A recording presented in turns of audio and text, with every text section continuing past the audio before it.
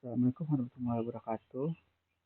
Ya, sebelumnya saya memperkenalkan diri dulu. Saya Abi Apriliansa dari kelas D Keterampilan Dasar Global dengan NIM 211001005. Pada video kali ini saya akan mulai menjelaskan materi pertama, yaitu menyelesaikan tentang pentingnya menyelesaikan masalah kompleks.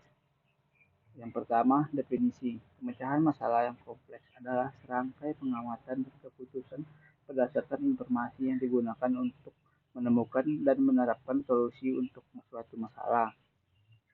Dan yang kedua, perbedaan pemecahan masalah kompleks dan masalah sederhana terdiri dari 5, yaitu yang pertama pertimbangan, yang kedua prediksi, iya, terdiri dari 4.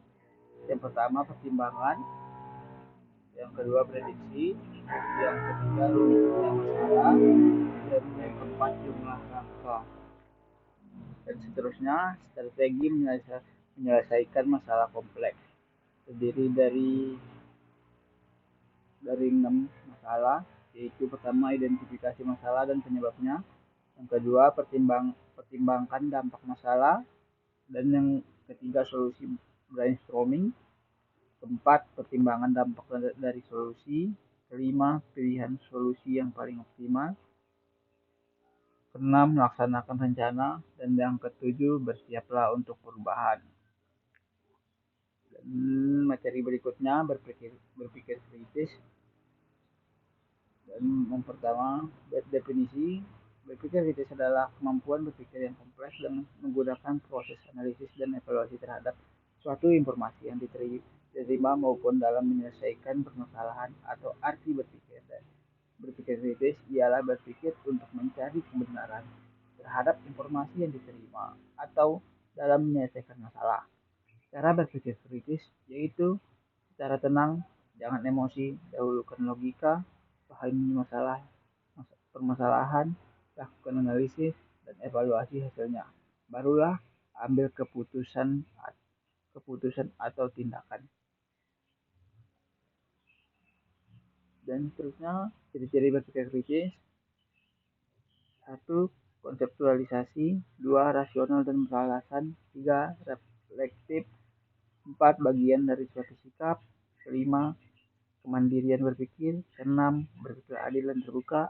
7. Pengambilan keputusan berdasarkan keyakinan. Dan seterusnya adalah aspek-aspek berpikir kritis. 1. Referensi. Kedua, impotensi. Ketiga, novelty. Keempat, objek material. Kelima, ambiguity, clarify. Keenam, linking ideas. 7. Justification. 8. Critical assessment. 9. Practical utility. 10. Width of understanding. Dan seterusnya adalah manfaat berpikir kritis. Yang pertama, kita mulai memahami sudut pandang orang lain. Yang kedua, memiliki alternatif jawaban dan ide kreatif. 3. Lebih mandiri menghadapi suatu masalah. Keempat, menemukan peluang baru. Dan yang kelima, dapat menjadi rekan kerja yang baik. Dan seterusnya adalah unsur-unsur berpikir kritis. 1. Fokus.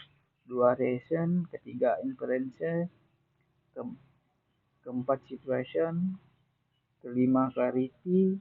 Keenam, dan yang terakhir adalah overview. Dan cara meningkatkan kemampuan berpikir kritis.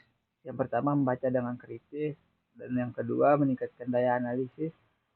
Ketiga, mengembangkan kemampuan observasi. Keempat, meningkatkan rasa ingin tahu, kemampuan bertanya dan refleksi. Dan materi selanjutnya adalah kreativitas. Yang pertama, kreativitas adalah kemampuan untuk menentukan perkalian baru, melihat subjek dari perspektif baru, dan menentukan kombinasi baru dari 2 atau lebih konsep yang telah tercetak dalam pikiran. Dan Aspek-aspek kreativitas, fluensi yaitu kesigapan, kesigapan kelancaran untuk menghasilkan banyak gagasan. Flexibility yaitu kemampuan untuk memproduksi sejumlah ide, jawaban, atau pertanyaan yang bervariasi, melihat suatu masalah dari sudut pandang yang berbeda-beda dan mampu menggunakan bermacam-macam pendekatan atau cara pemikiran.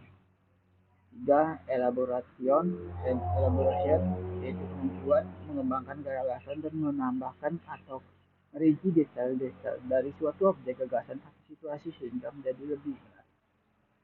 Keempat, originality yaitu kemampuan untuk mencetuskan gagasan unik atau kemampuan untuk mencetuskan gagasan asli. Dan seterusnya, faktor mempengaruhi kreativitas yaitu jenis kelamin, kedua status sosial dan ekonomi, urutan kelahiran, inteligensi, lingkungan, dan ukuran keluarga. Dan seterusnya, materi berikutnya adalah people management. Yang pertama, definisi people management adalah kemampuan untuk memberikan motivasi, mengatur, dan mengarahkan para karyawan dalam menjalankan tugas-tugasnya, sehingga produktivitas kerja mereka bisa meningkat. Singkatnya, people management adalah sebuah proses mengoptimalkan produktivitas karyawan dengan memberikan motivasi dan pelatihan. Terusnya, 12 set skill dari people management. Yang pertama, komunikasi yang baik. Yang kedua, sifat empati. Yang ketiga, training. Yang keempat, delegasi. Yang kelima, reward dan pengakuan. Yang keenam, jiwa kepemimpinan. Ketujuh, open minded. Yang kedelapan, kepercayaan. Yang kesembilan, empati. Yang kesepuluh, kesabaran. Yang ke-11 fleksibel. Yang ke-12 adalah organisasi. Dan seterusnya, cara meningkatkan skill dari people management. Yang pertama, one step at a time. Yang kedua, mengikuti training. Yang ketiga, memiliki mentor. Yang keempat, feedback bersama manajer. Dan materi selanjutnya adalah koordinasi. Yang pertama, definisi. Menurut Chung dan Egginson 1991, dapat didefinisikan sebagai proses motivasi atau pemimpin dan mengkomunikasikan bahwa untuk mencapai tujuan organisasi. Dan menurut Sutisna 1989, koordinasi ialah proses mempersatukan sumbangan dari orang-orang, bahan, dan sumber-sumber lain ke arah tercapainya maksud yang telah ditetapkan. Dan selanjutnya, karakter koordinasi, karakteristik koordinasi yang efektif. Satu, tujuan koordinasi tercapai dengan memuaskan semua pihak terkait. Kedua, koordinator dengan sangat proaktif dan stakeholder kooperatif. Tiga, tidak ada yang mementingkan diri sendiri atau kelompoknya ego sektoral. Keempat, tidak terjadi tumbang tindih tugas. 5. Komitmen semua pihak tinggi. 6. Informasi keputusan mengalir cepat ke semua pihak yang akan ada dalam sistem jaringan koordinasi. Yang ketujuh, tidak merugikan pihak-pihak yang mengkoordinasi. 8. Melaksanakan tepat waktu. 9. Semua masalah terpecahkan. 10. Tersedia laporan tertulis yang lengkap dan rinci oleh masing-masing stakeholder. Cara-cara koordinasi, yang pertama, pembagian kerja yang jelas dalam organisasi. Yang kedua, membangun semangat kerjasama yang besar di antara personel pendidikan dan adanya organisasi informal yang sehat dalam tubuh organisasi yang bersangkutan. Ketiga, tersedia fasilitas kerja dan kontak hubungan yang cukup lancar bagi semua pihak dalam organisasi. Keempat, memulai tahapan suatu dengan benar dan mempertahankan kualitas pekerjaan sebagai proses yang kontinu. Terus fungsi koordinasi yaitu terkoordinasi, harmonis, terarah, terintegrasi, dan yang terakhir tersinkronisasi.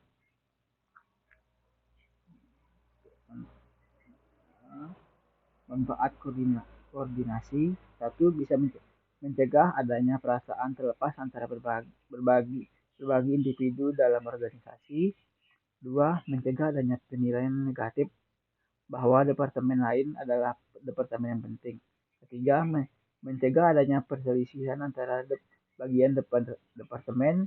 Keempat, mencegah adanya kekosongan pekerjaan pada suatu kegiatan.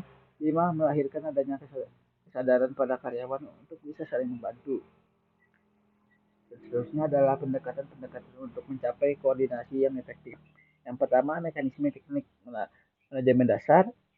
Yang kedua, meningkatkan koordinasi potensial. Yang ketiga, metode pengurangan kebutuhan akan koordinasi. Ya, sekian dari saya. Terima kasih. Thank you. Sekian dari saya. Wassalamualaikum warahmatullahi wabarakatuh.